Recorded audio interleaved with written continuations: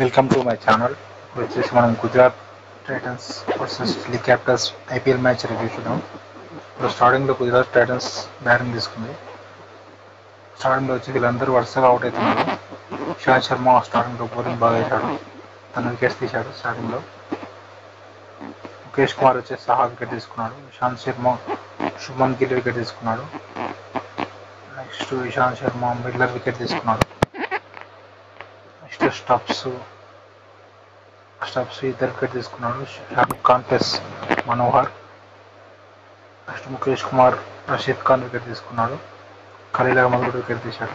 ఇంకా వాళ్ళ స్కోర్ వచ్చేసి 89కి ఆల్అౌట్ అయ్యారు అందరూ. అందరిది single digit double digit score, single digit స్కోరే. మ్యాక్సిమం స్కోర్ లేదు 31. రషీద్ ఖాన్ కొట్టాడు. నెక్స్ట్ వచ్చేసి ఢిల్లీ క్యాపిటల్స్ బ్యాటింగ్ వచ్చిన తర్వాత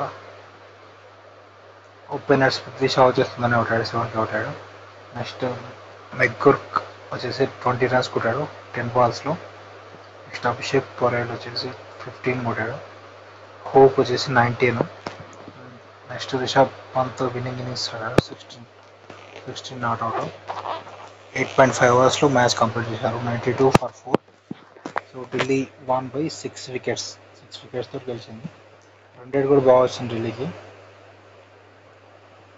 8.5 ఓవర్స్లో అయిపోతారు.